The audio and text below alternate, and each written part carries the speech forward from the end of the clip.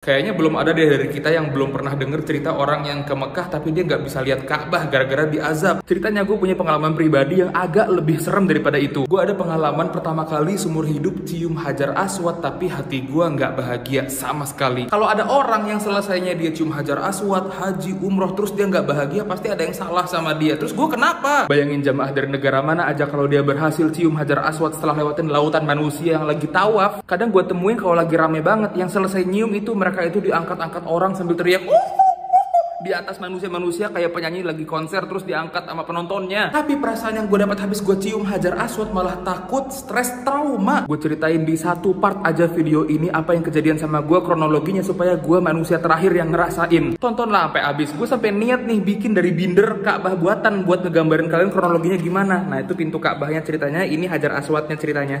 Jadi di Masjidil Haram selain lu bisa lakuin prosesi umroh, di sana juga lu bisa ngamalin yang namanya tawaf sunnah, muterin Ka'bah tapi sunnah hukumnya. Kejadiannya itu pas tahun 2019 dan kondisinya gue lagi tawaf sunnah. Gue tuh orangnya pas setiap tawaf sunnah gak pernah berlebihan ngarepin banget maksain harus dapat Hajar Aswad setiap tawaf. Gue tetap bakal usaha, tapi kalau sampai putaran terakhir kita lihat daerah Hajar Aswad itu masih penuh banget dan orang sampai cakar-cakaran, cekek-cekekan buat bisa dapetin cium Hajar Aswadnya. Ya udah, setiap ketemu Hajar Aswad lambai aja dari jauh sebagaimana sunnahnya. Tapi di setiap putaran tawaf yang gue usahain setengah mati banget buat bisa gue gapai dari bangunan Ka'bah itu bukan Hajar Aswadnya tapi multazamnya. Karena sebagaimana dikabarkan Rasulullah SAW, di antara dinding-dinding Ka'bah ada satu bagian yang di sana doa-doa kita gak mungkin gak terkabul. Kalau ibaratnya ini Ka'bah, ini pintu Ka'bah yang emas, di sebelahnya kayak biasa ada Hajar Aswad. Di antara pintu sama Hajar Aswad dinding ini nih, kita bisa manjat ke sini, ada yang jaga di sini dan kita bisa antri di sini untuk berdoa. Tragedinya kejadian pas gue lagi tawaf sunnah putaran ketiga. Tiba-tiba di tengah-tengah prosesi tawaf gue ada orang yang tiba-tiba teriakin gue kencang banget. Tiba-tiba ada suara, "Hei kau!"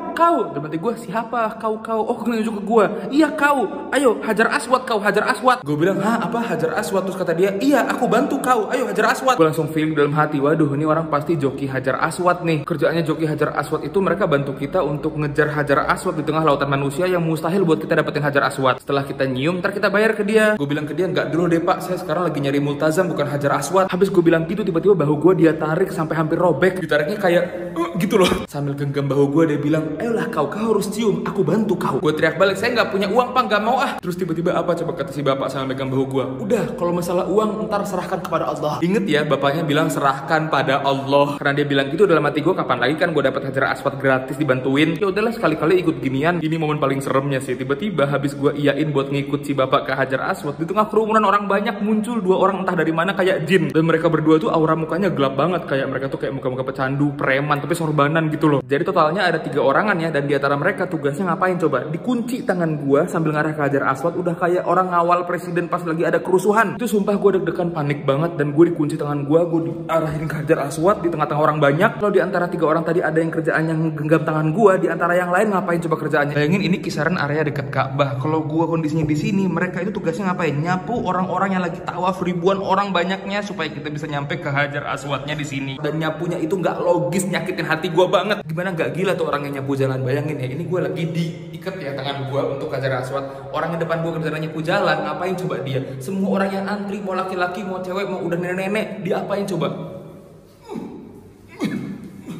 Disikut, dijatohin. Itu sampai ada nenek-nenek yang kerudungnya lepas, ibu-ibu keinjek-injek, habis dia giniin, udah kayak smackdown, digituin depan mata gua. Dan diantara ibu-ibu yang dia jatuhin ada yang sampai nangis, kerudungnya lepas, keinjek-injek orang di tengah-tengah Ka'bah demi nganterin gua buat nyium Hajar Aswad yang hukumnya sunnah. Masa harus ngikut orang, jatuhin orang sampai kerudungnya lepas yang hukumnya haram dan zolim. Hati gua remuk men, mood gua buat nyium Hajar Aswad hilang. Bayangin itu emak kalian yang diinjek-injek atau emak gua sendiri. Singkat cerita, sampailah gua di depan Hajar Aswadnya, dan sesuai ekspektasi gua orang-orang penuh banget dan saling gini-giniin kepala buat gantian nyium Hajar Aswad. Ya Allah, itu satu Hajar Aswad bisa ada 4-5 kepala yang sama-sama nempel di sekitar bingkainya. Saking gua udah gak mood banget, udah gak ada lagi gue upaya mau nyium Hajar Aswad, sampai gue diteriakin si joki tadi, "Buruan, itu Hajar kau, cium itu kau cium." Bayangin nih Hajar Aswad sama ada 5 orangan yang lagi berusaha nyium Hajar Aswad, begini-begini rebut-rebutan. Si joki tadi saking males nungguin gue, pala gue sampai didorong ke dalam.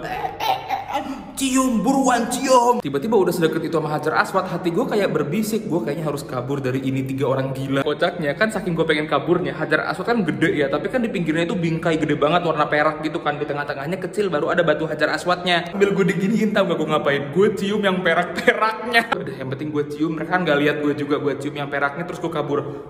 Mereka langsung teriak, "Woi, bukan itu batunya, cium yang dalam." Sampai didorong, gue udah kayak apaan dah, kambing mau disembelih tau nggak? Akhirnya gue dapet nyium Hajar Aswad, tapi pertama kalinya gue nyium Hajar Aswad tanpa rasa bahagia sama sekali. Gue stres, gue takut, gue panik, gue trauma. Tiba-tiba 3 orang tadi langsung narik paksa belakang gamis gue untuk kabur dari kerumunan orang lagi tawaf. Jadi sekelarnya gue nyium Hajar Aswad, mereka langsung seret gue jauh dari Ka'bah. Habis gue ditarik ke pinggiran yang jauh dari Ka'bah. Kalian inget kan bapak-bapak yang pertama kali ngajak gue ke Hajar Aswad bilang ikhlas karena Allah nggak butuh duit. Tiba-tiba ngapain coba pas dia nyamperin gue? Dia dengan muka sengaknya bilang ke gue, gimana? Mana hadiahnya dari kau? Gue bilang, hadiah apa pak? Saya nggak punya hadiah. Saya kan dari awal emang nggak minta buat ke Hajar Aswad, tapi bapak udah nawarin saya yang gratis, ya udah saya mau karena gratis. Bapak tadi melotot ke gue bilang apa? Hah? Kau bilang kau nggak minta? Kau tadi ku ajak, lalu kau mau ku ajak? Mereka bertiga langsung nodong gue sampai bilang, ayolah, kau tadi kami bantu bertiga. Mau kau ibadah kau nggak Allah terima di Mekah? Mau diterima gak ibadahnya? Dalam hati gue, lu Tuhan pak. Ya udah, demi gue mau kabur dari mereka, gue bilang, ya udah pak, gimana kalau aku bayar kalian 10 real doang? Si bapaknya kocak banget, melototin gue lagi. Terus dia bilang apa? Hah? 10 real? 10 kau kira bisa beli kue 10, hah? Terus dia nagih gue berapa coba? Aku mau kau beri masing-masing kami 100 real, 100 real. Mahal banget. Akhirnya gue berhasil lari kabur jauh-jauh dari mereka. Gak sedikit joki ilegal yang berbahaya kayak gini masih berseliweran di sana. Ini bahaya banget buat teman-teman yang pertama kali umroh terus pengen nekat lepas dari bimbingan travelnya. Gue saranin teman-teman ikut travel-travel yang terpercaya, yang bakal ngebimbing kalian untuk kerjain amalan-amalan yang terbaik di sana, dan gak semena-mena ngajak kalian amalin sesuatu dengan cara yang gak bener. Gue ada rekomendasi travel yang bagus banget, yang mereka senantiasa ngebimbing jamaahnya, ngedukasi, bahkan sejak pemilihan paket umroh, dibimbing pula pas mereka ngurus imigrasi, pas di bandara, pas tanah suci, sampai pulang. Kerennya travel ini, setiap kali mereka share poster paket umroh terbaru, harga setiap bulannya selalu stabil dan paketannya mereka bikin setransparan mungkin, dan mereka dikenal sepanjang tahun sebagai travel yang bisa bikin paket umroh paling worth it. Nama travelnya Granada Tour. Teman-teman yang mau berangkat umroh sekitar Agustus sampai Oktober bareng Granada Tour, kalian bisa dapetin diskon Rp500.000 per orang yang daftar kalau kalian daftarnya lewat link yang ada di bio Instagram dan TikTok gue. Lalu pilih opsi daftar umroh bareng Granada Tour.